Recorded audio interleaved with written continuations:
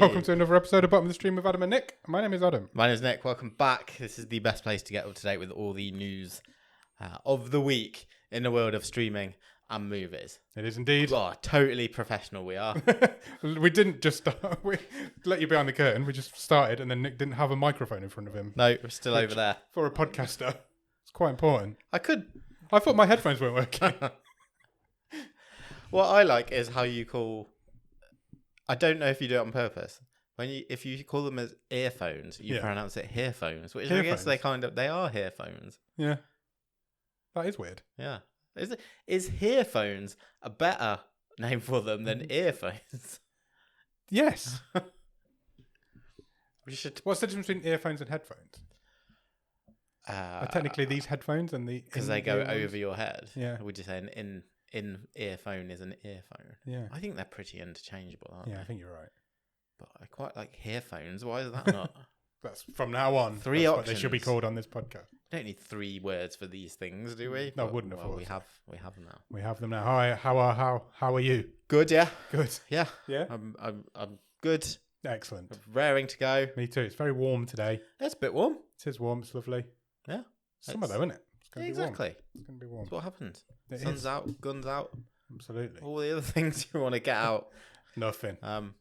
Yeah, do it. Any gossip? Have I got any gossip? I was just really quickly trying to think what have I done in the last week.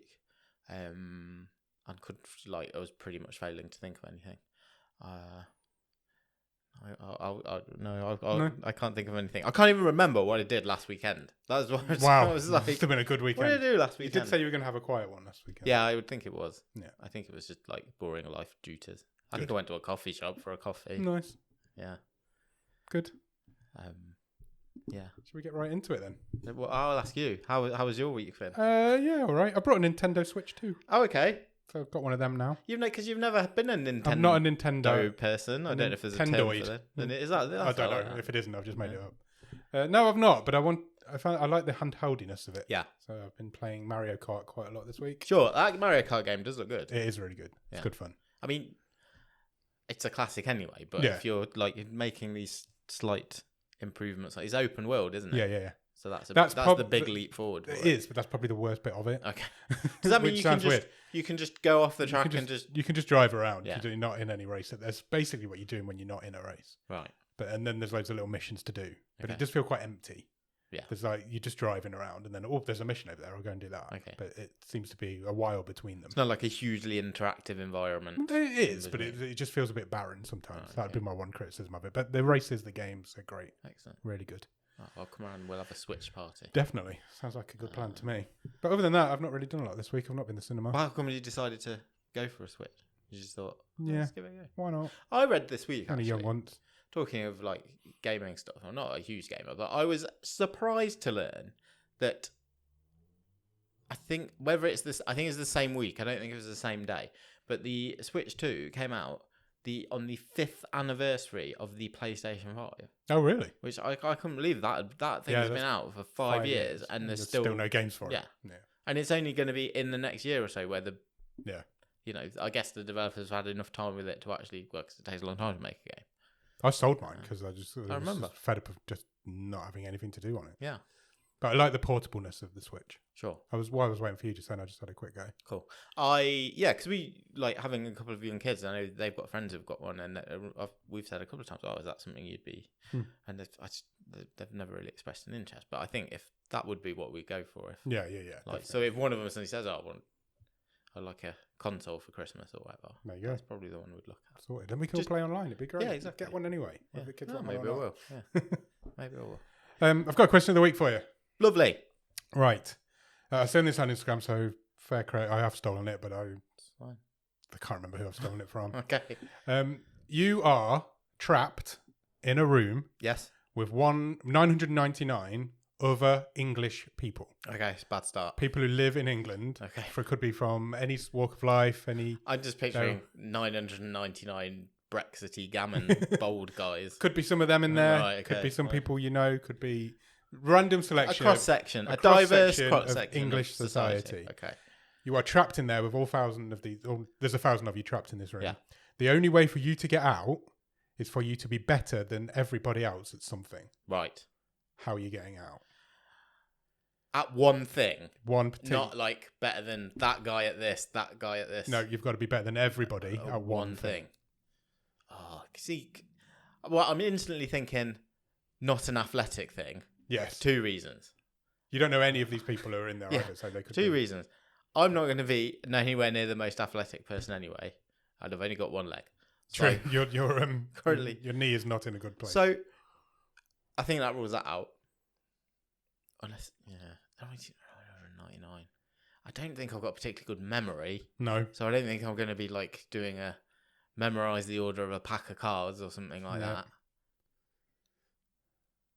It's a tough one, isn't it? What? Because it's got to be something like it can be really specific. Quantitative you can measure, isn't it? Yeah. I can't just be like, well, I'll be the best friend. I'm a better friend to people than these 999.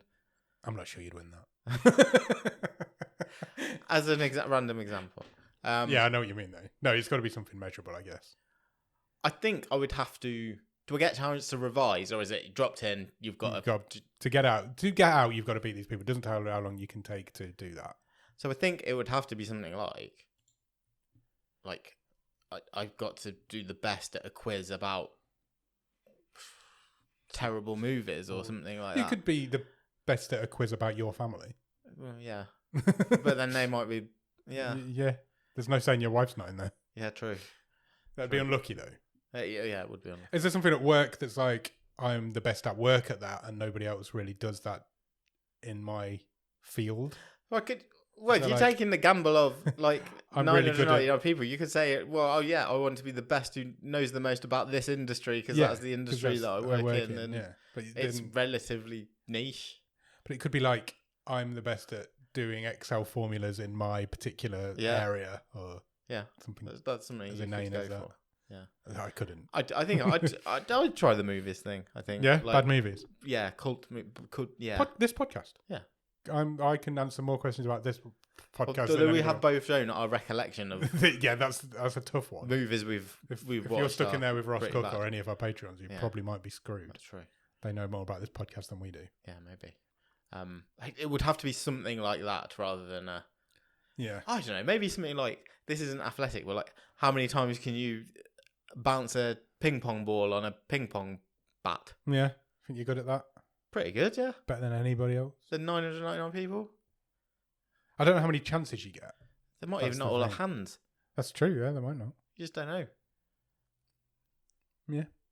I feel like I'd have a chance because that's, you know.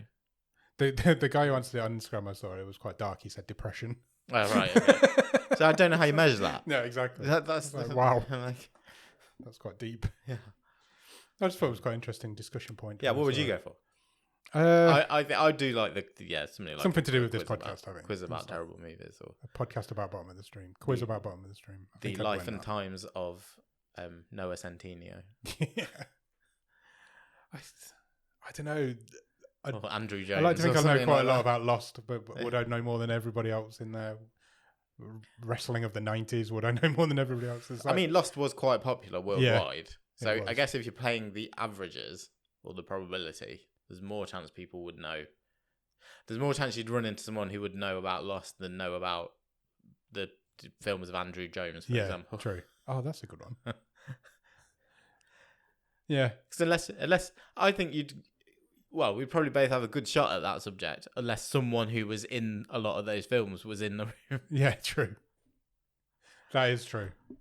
I don't. Yeah, maybe we'd go with this podcast. I think it's got to be some sort of riff on that. Yeah. Because you might know loads about Al Pacino, but Al Pacino is a really popular guy. Yeah.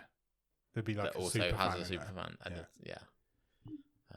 you're taking a risk, whatever you choose. You've got to be something niche to your life. It'd be a bad spectator sport. Yeah. I always think that's a good idea for a reality TV show, but the fact of the matter is to try and secure your place. Yeah. It's going to come down to some really niche, niche stuff. It's Mastermind. Yeah. it's Mastermind, the reality show. Yeah. Yeah, you're right. It's got to be something really niche to your life. Yeah. It? I mean, no matter what it is. I would never. Yeah. for various reasons, I'd never really like. I'm the fastest person in it, or something. No, there are people out there that would. Yeah, there would. Yeah, 100%. Yeah, but then they'd get stuck in there. You can't tell from looking at people how fast someone is. Of course, you can't. Who can jump the highest, or no, who can hold their breath longest underwater. Yeah, I wouldn't. No, none of that competitive stuff. Yeah, I wouldn't be any good at that. Anyway, we're waffling. Okay. Shall we do some Netflix news?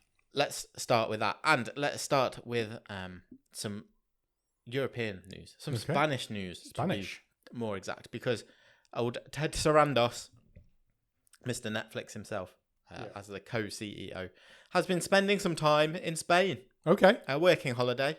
Nice. A lot like our movie last week. Yes. Ibiza. Yeah, Go and check out last week's episode. Because he has been over in Spain with no less than some of the government representatives and indeed the Spanish Prime Minister, Pedro Sanchez. Is that the name of the Spanish Prime Minister? It is, yes. Pedro Sanchez. Yeah. Who, in a joint announcement with Netflix, announced that Netflix will, between the years of 2025 that's now, and 2028, be investing over 1 billion euros into production coming out of Spain. That's $1.14 billion. That's exciting. Yeah. Sarandos said that Netflix's achievements in Spain are key drivers to the company's success. He highlighted shows like Money Heist. Yes. Amongst others. And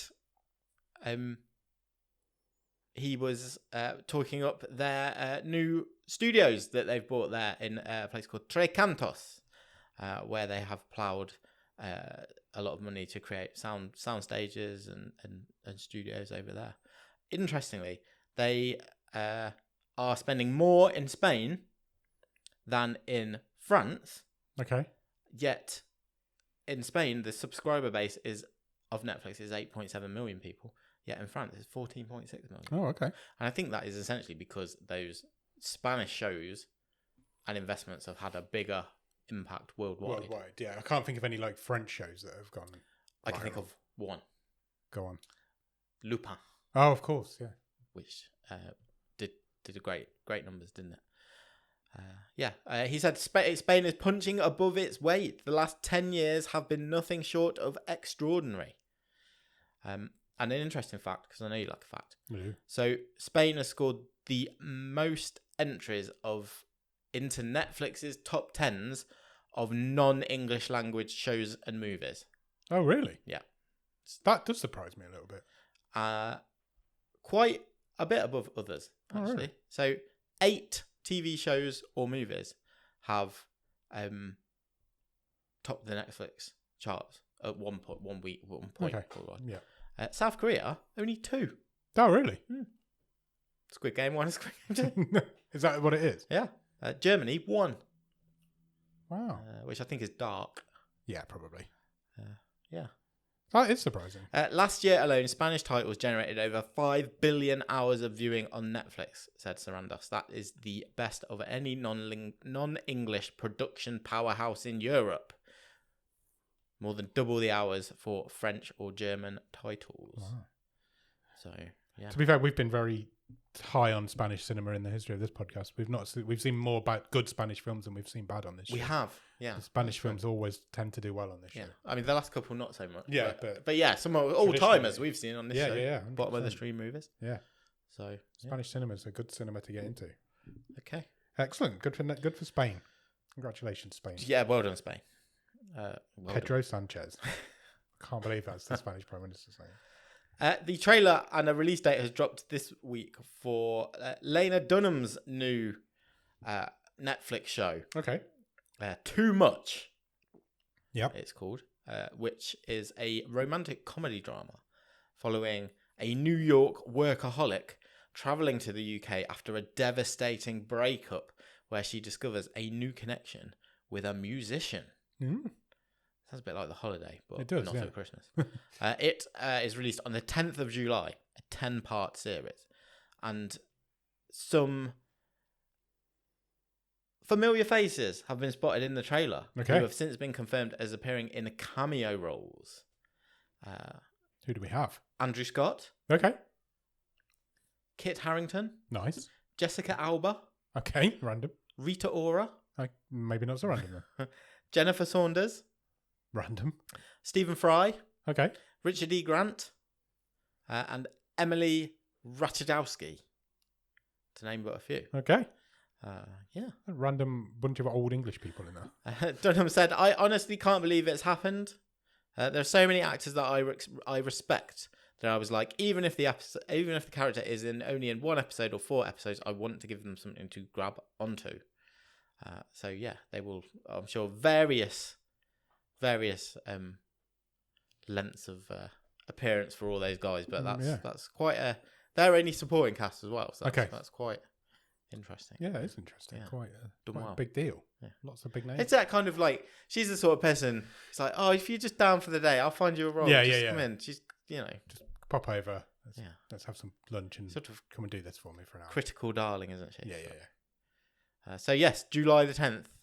If you are interested in that one. Okay. Talking of, I should have put this next to the first story, because talking of French content coming out of Netflix have announced that they have commissioned a new take on the character of Quasimodo. Right. Obviously, a famous character from The Hunchback of Notre Dame. Yeah. Quasimodo is the name of the forthcoming film, and they have signed on to star. If it wasn't going to be Gerard Depardieu, I guess it was going to be this guy, Vincent Cassel. All right.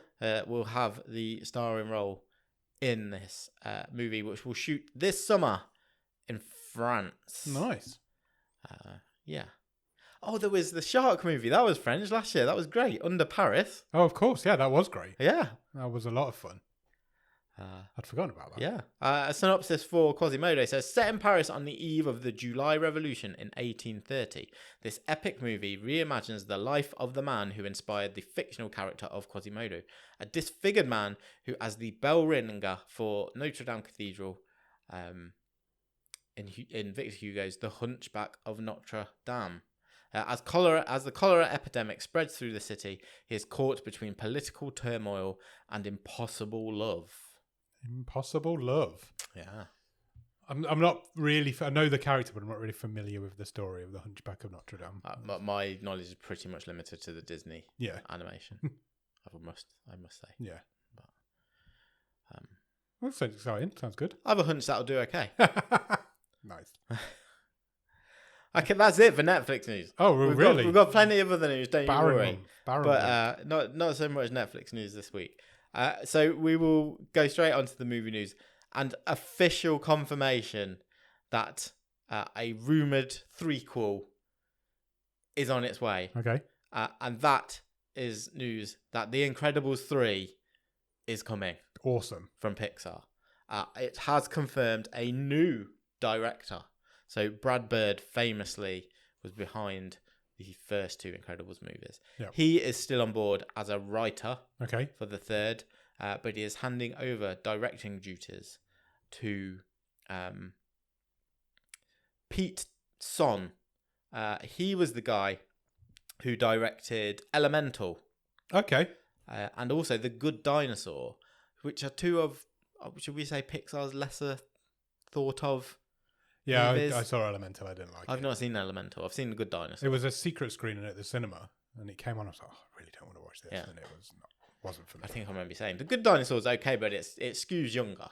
Yeah. But yeah.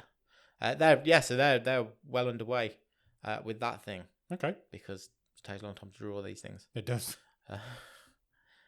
Yeah, so no word on synopsis, release dates, or anything like that. You'd presume everyone who's available will be coming back for a third go round on that. Yeah, why not? That's got a shot of it. I don't like the second one as much as the first one, but the second one is still good. Yes, it is. But that's got a chance of being a brilliant trilogy if they can. Yeah.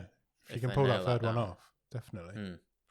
That because the first Incredibles would be right up there with my top Pixar films. It's a great film. Yeah, it is a great film. you've got. I think for me that it's tough between that, probably Wall-E, and a couple of the Toy Stories. Yeah, Wall-E's great. Yeah. Yeah, so I'm sure much more news on that. And then some news which I saw very late last night. Okay. As a teaser trailer on X. Right. And what are you doing on X late at night? Yeah, I know, exactly. And I was excited, but a bit skeptical. Right. And then this morning, the news story has broken with a bit more detail of who is coming back for this sequel. And I am very excited. And I do think it is quite monumental. Right. There is a movie that has been announced this week will be having a sequel 40 years after the original. 40 years? Yeah, that's got to be up there for like breaks. Right up there, yeah. With a lot of the original cast returning. Really? Including 99-year-old Mel Brooks.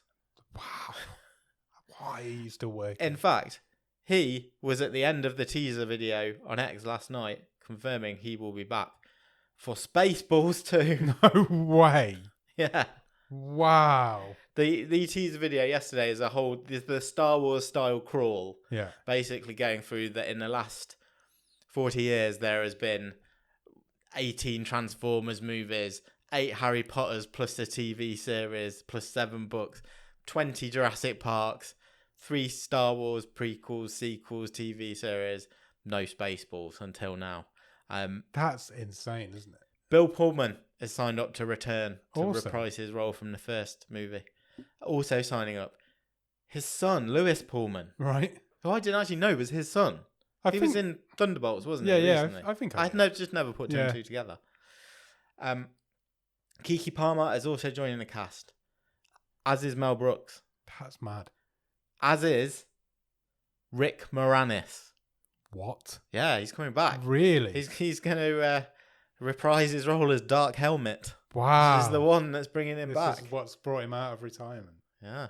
That's good news. That's momentous. Yeah. How old is the first one? 40 years? I think it's 38 years. So by the time this comes out, it's probably going to be 40 Mel years. Brooks would have been pushing 60 when they were making that. Yeah. Imagine saying to him then, we're going to make a sequel to this in 40 years' time and you're going to be in it. And he's like, what? I'm 60 now. Yeah. Yeah, he will reprise his role as Yogurt. Wow. Good for him. You can still be working at 99. You're doing something right. Yeah. It's going to be directed by Josh Greenbaum, who directed Barb and Star go to Vista Del Mar a couple of years ago. Okay, whatever that is. I've heard of it. I think it's Kristen Wiig. It's supposed to be quite highly rated. I've never heard of it. He's also on scriptwriting duties, as are Benji Summit, Dan Hernandez, and Josh Gad. Oh, okay. Who is not confirmed, but is also rumoured to be in the cast. Right. Would he be maybe a John Candy replacement? Possibly? Yeah, it could be. Who knows? That would make sense. Good that Rick Moranis Son of is coming Bath. back. Son of Bath. I've not seen Spaceballs. Me neither. When I was a kid, I watched Spaceballs so much. Yeah, same. We need a Switch night and then we'll watch Spaceballs. Yeah, Comb the Desert. Book it in, get it in the diary. Yeah, let's do this. Yeah, so that's unbelievable. Rick Moranis hasn't come back for any of those Ghostbusters films. Yeah, but he did decide to come back for Spaceballs. Yeah, I love that. He's supposed to be aren't they making another Honey, I Shrunk the Kids or something along those lines? They've done like a TV show, haven't they? Yeah, there was rumours they would. I don't know if that's still happening. No. Yeah, I'm not sure on the status of that one. But yeah. Good for him. Star Wars is going goth. Goth? Mia Goth. Oh, wow. Really? So, yes, remember we've talked a few weeks, maybe even longer ago, about Ryan Gosling signing up for a standalone Star Wars movie. We then talked a few weeks later about Mikey Madison turning down a Star Wars role. Yes. Mia Goth is stepping into that role that Mikey Madison is not doing. She will play apparently the bad guy. I can see that. In this, or bad person. Is this the same one that Ryan Gosling's going to be in? Yes. What a random cast for a Star Wars film. He will be the hero, she will be the villain. Okay. Apparently. The Hollywood Reporter is saying it is a standalone story, unconnected to all the Skywalker stuff. The events of the movie so far so far titled Starfighter, Okay. will take place approximately 5 years after the events of the last Star Wars movie, 2019's The Rise of Skywalker. Okay. Sean Levy's directing it. Very busy Sean Levy. How?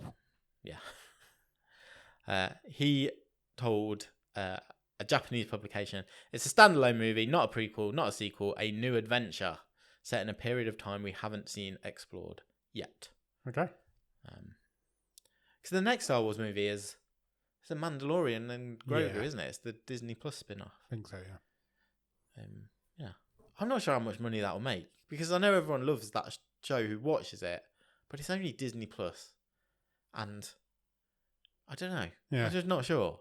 I'm not sure that's gonna do like $1 billion. I just don't. Anyway, it'll be interesting to see. Okay, it feels like at least 2 weeks since we've talked about a musician getting a biopic. Yes, it doesn't happen very often. Here's one that I am excited about. I think this has jumped the queue for me rather than the quadrilogy of Beatles movies And the Michael Jackson. and the Michael Jackson movie. Britney Spears. Oh no, I still do quite want to see that Britney Spears one. Because Universal Pictures have announced that they are making and have indeed cast the lead in the upcoming Snoop Dogg biopic. Okay. Yeah, I'm up for that. Jonathan Davis will star. He is best known for Netflix's Outer Banks. Okay. But yes, he has got the lead role in this movie. Craig Brewer will direct. Producing will be Snoop Dogg. So he is involved in the project along... I'm surprised he's not playing himself. He must be in it somewhere. It's good. Yeah, he'll be in it. He should play his dad or something. Yeah. Or something. Yeah. Davis was also in Do Revenge, which is another Netflix movie a couple of years ago. Yep. With Sophie Turner and Maya Hawke. That was pretty good, actually. The synopsis says the film is a look at how Calvin Brodus Jr. entered into the West Coast hip-hop fray. Taking the name Snoop Doggy Dogg, he brought his laid-back, drawling delivery and sharp lyrics to Death Row Records, where he worked with Dr. Dre on his smash debut album, Doggy Style. Remember it well. Yeah. Awesome. Cool. Yeah, I'm up for that. Why not? Snoop's also on the American version of The Voice from this season. Apparently. Oh, is he? So there you go. Okay. I presume as a judge, not as a contestant. Yeah. So. Imagine if he was a contestant, nobody turns around. Oh, you sound just like Snoop Dogg. I didn't turn around. Yeah. That's cool. That's a good gig. Well, that was weird because it was kind of... I don't know if you ever saw this in the news. This is going back a few years. But you know the pop star Jessie J? Yes. Who, not one hit wonder, that's not fair. No. Like 3 or 4 hit wonder. She was a judge on The Voice. Yeah. She was pretty big for a while. She won, like this is after all her UK fame. Yeah. She went and won like, I mean no offence, I can't specifically remember which country. I'm going to say China. Okay. Like the Chinese version of The Voice. Really? Yeah. How weird. Yeah. Why? Well, I guess it's like a way to try and market her over there and so anyway. Yeah, because reality TV really works for that sort of thing.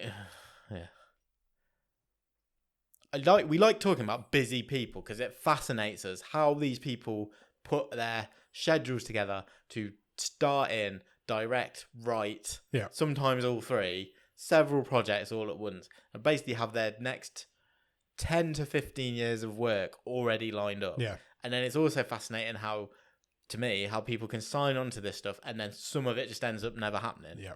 And it's like, I'd love to know what the behind the scenes conversations are and that's not happening. Who knows who what in terms of like money or future. Oh, I'm not going to do this movie for you, but I promise I'll come and do this one at a cheap cost, whatever. Anyway, it's all fascinating. Yeah, it is. But to that end, very busy director Robert Eggers. Yeah. He off The Witch, Lighthouse, Nosferatu. He's definitely got a theme. Has black and white signed up to Warner Brothers to write and direct his version of A Christmas Carol. Oh, I like that idea. Now,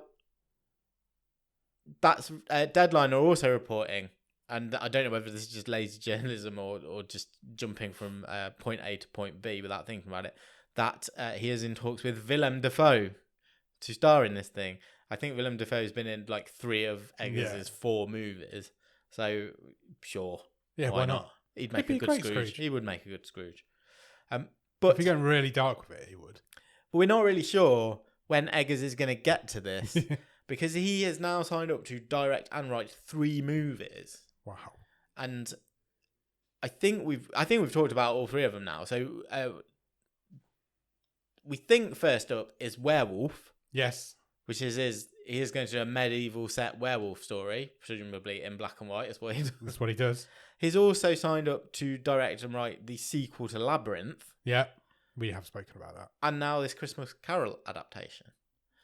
I feel like that Labyrinth one is the one that could slip, maybe. Or like he would maybe end up not directing it, but that's just my gut feeling. I love Labyrinth as a film, but I think his version of Christmas Carol is a bit more exciting. Yeah.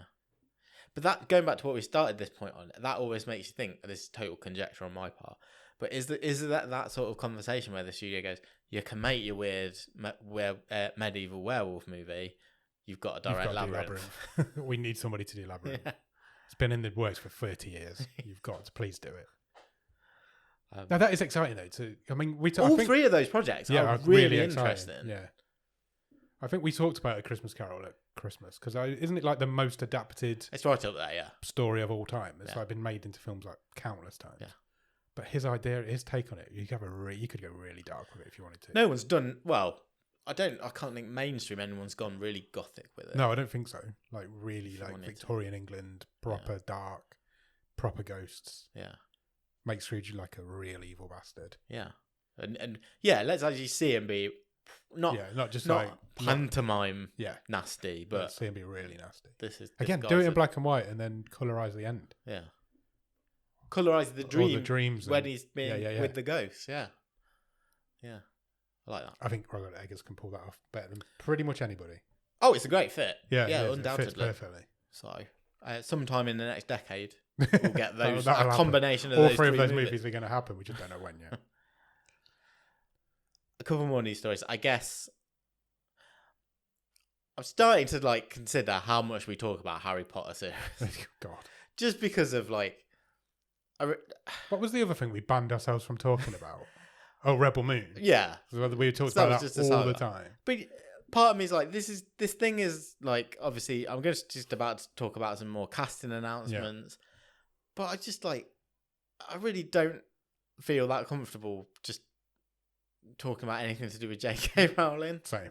I certainly don't want to give her any publicity. And it's like, you think from some of these actors involved in this, they're now thinking, I wonder if it is played into anyone's decision to not take a role because of, you're going to get asked those questions. Yeah. Tom Felton got asked those questions this week on the red carpet and sort of looks like he was very uncomfortable sitting on a fence. Yeah.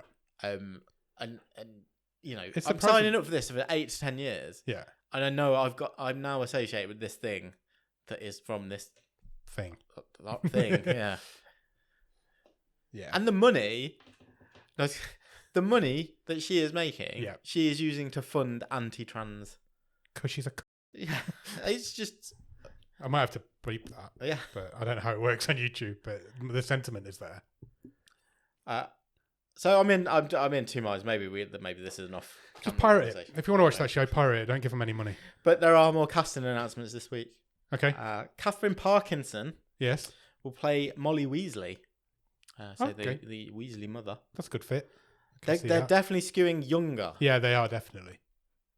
With the casting in this TV series. Apart from John Lithgow. Well, that's true actually, because I think John Lithgow will do a great job. He's a fine actor. Of course he is. But Dumbledore's under so much hair and beard. Yeah. You could have a 40-year-old playing him. Easily. And then you'd have to worry about him. But anyway. Yes, Catherine Parkinson will play Molly Weasley. I think that's a huge role for her. I think it is as well. And it's a great fit as well. Newcomer Lox Pratt. Lox Pratt? Yeah, will play Draco Malfoy. Okay. Johnny Flynn will play Lucius I saw Malfoy. This cast is just getting extra. The money they're spending on this cast. Yeah. Johnny Flynn's a great actor. Much skewing much younger than much the movie. much younger. Newcomers: Leo Early as Seamus Finnegan, Alyssa Leone as Parvati Patel, Sienna Musa as Lavender Brown. Belle Powley, who I'm not too familiar with, she's going to play Aunt Petunia.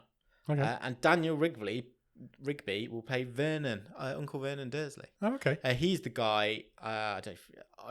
I wasn't familiar with the name, but as soon as I saw his picture, so obviously because I've been doing a Black Mirror watch along. Yeah. He was the guy who starred in the Blue Bear episode. You know, the comedian Waldo.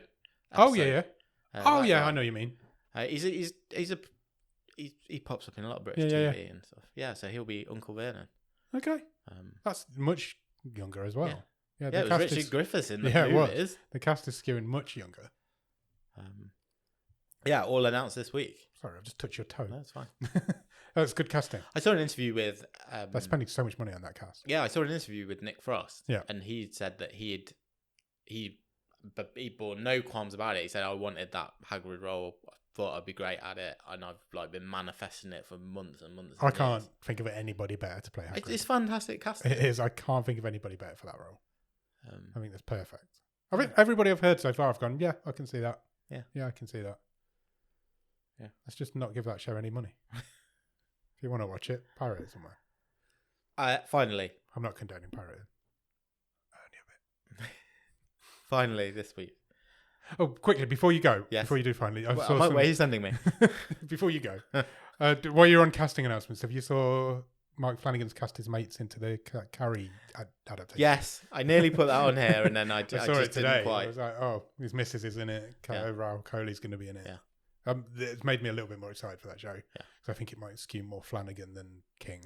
Yeah. And that's not necessarily a bad thing when it comes to Carrie. So I just thought I'd bring that in. That's a movie. Is that a movie or a show? TV show. Yeah. For Amazon. It's Amazon deal. It's an Amazon deal. Yeah.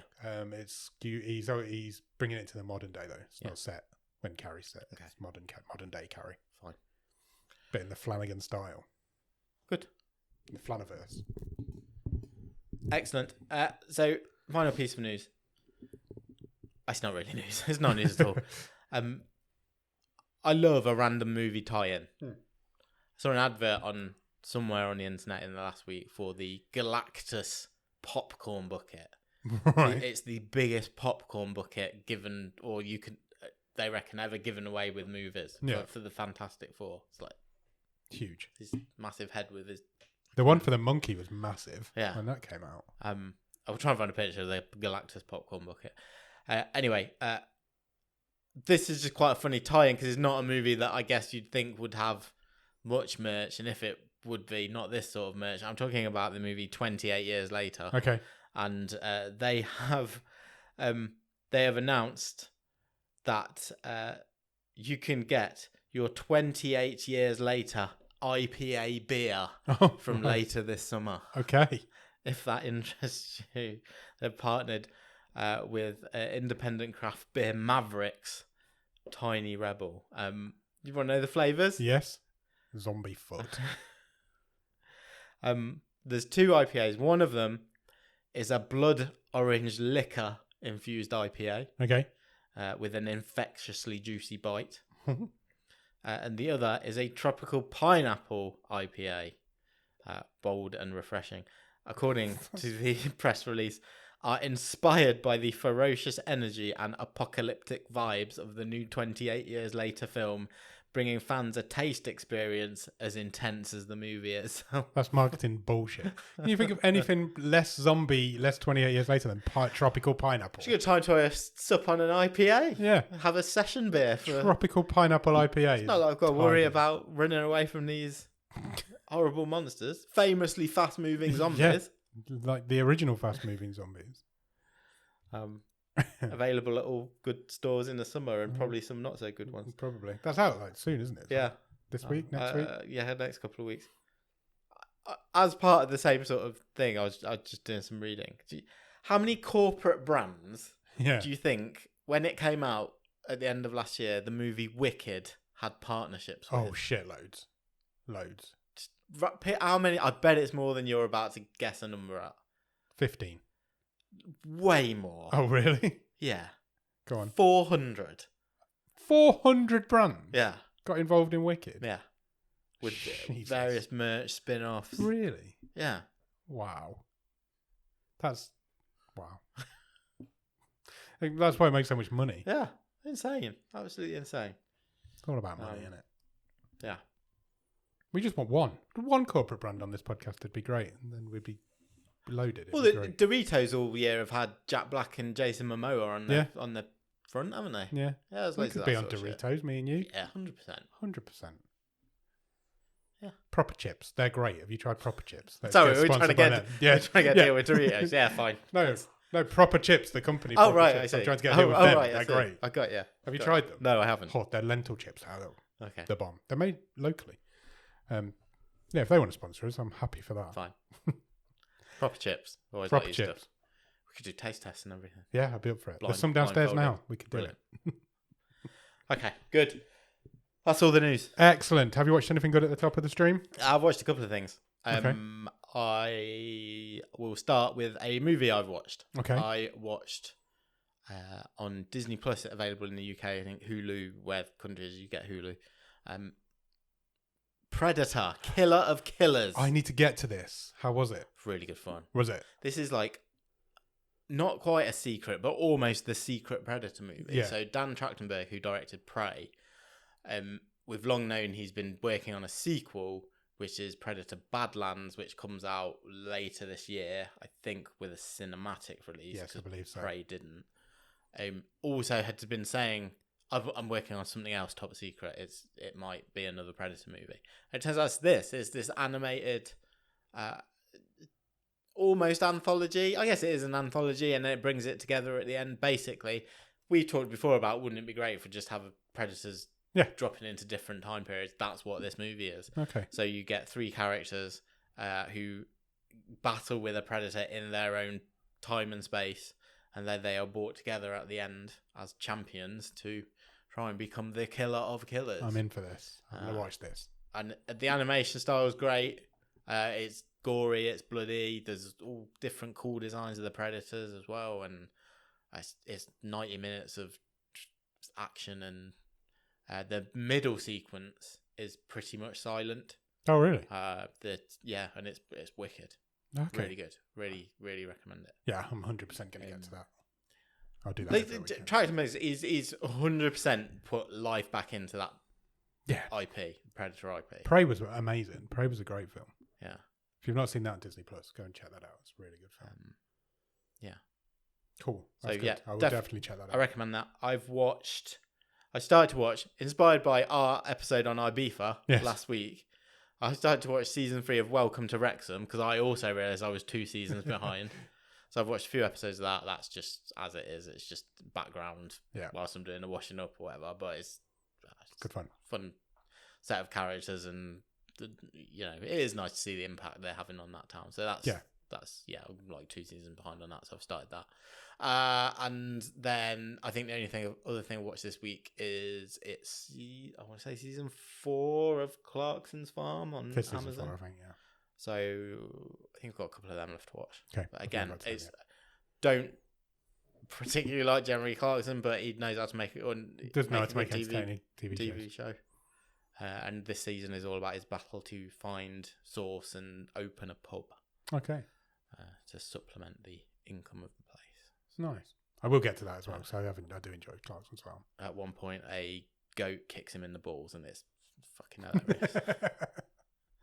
Nice.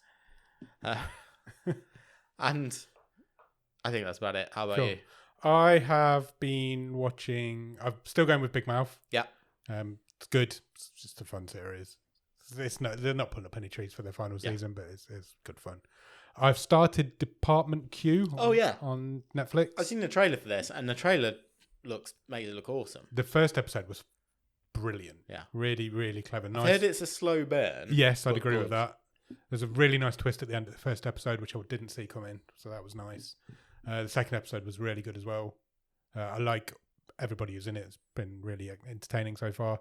Cool. It's very Scottish. Yeah. So you might need subtitles on. I'm quarter Scottish. I'll be fine. Everybody in there is like deep Scottish. I was like, I didn't have the subtitles on. There was the point in the first episode. I was like, I don't know what you just said. Which is interesting because on Welcome to Wrexham, I find it interesting that they choose to subtitle some of the regional accents there. If you get a really Welsh person, or they've got a couple of Irish players, they do put the subtitles on. That's for the American audience. Yeah. I imagine any American will need all the subtitles on that, because even I struggled with some of it. But no, it's really entertaining. The main character's really good. He's a good star. Yeah, I'm enjoying it. So I've watched the first 2 episodes of that. So I'll do more of that. I think that's it. I haven't watched a film this week. Okay. I did watch the latest Game Changer. We'll talk about that. Oh, briefly. yes. The Drunk Traitors. Yeah, it was good, wasn't it? I think I put this in the Discord. I felt personally not attacked. I felt hoodwinked with the twist. Yeah, because we went in on the joke. No, we weren't. Because usually that is the case in Game Changer. The twist is on the players, which it still was, but it was also on the audience. Yeah, it was. I was like, I've been had. I didn't see it coming either. Me neither. Not at all. It was really good. Honestly, check out Game Changer. How easy it is to edit this stuff in a certain way. Yeah. Yeah, really good. Other than that, I don't think I've watched anything else. I've just been playing lots of Mario Kart. Cool. Good stuff. Yeah. Awesome. Nice. Right. I don't have anything to end this episode with, and that's mainly on me because you did that. Have to? No, you did that quiz last week, and I said I'd get one ready for you this week, and I haven't. Oh, okay. I didn't remember until about 15 minutes before we started, so I haven't done that. So I will do that for next week, and we'll skew a little bit short this week. I've used the word skew a lot. I'm quite liking it. It might become part of my vocabulary. Is that new corporate speak? I like it. Do you want to briefly talk about what we're doing on Thursday on the movie show? Yes. And we will get out of it. Come back on Thursday as we will be talking about a movie which in the UK you can find... Oh, no, actually, I think everywhere you should be able to find this on Amazon because it's a Prime original. It's a Prime original. They dub it as. Good Night Mummy. Yes. Which took me ages to find when I was looking to watch it because I was searching for Goodbye Mummy. It's not called that. And it's not what it's called. I've got issues with the title. I'll come to that during our movie show. A horror movie. Yes. Starring Naomi Watts. Yes. Yeah. Yeah. Not many people. There's only like 4 people in this whole film. There is. Yeah. So, well, maybe 5. Okay. But yeah, we'll definitely have some fun talking about that. I think so. I think I've got questions. Yeah, I've got a few. So Matt, I was hoping you could answer them. Well, maybe between us we'll get to the bottom of it. So yeah, come back on Thursday for our podcast. You'll find it on all the good podcast shops and some of the bad ones. We're here every Monday on YouTube and all the podcasting apps as well for this show. So do them both. Subscribe, ding the bell, tell your nan, do whatever you want to do. And yeah, we'll be back on Thursday. Cheers. Bye.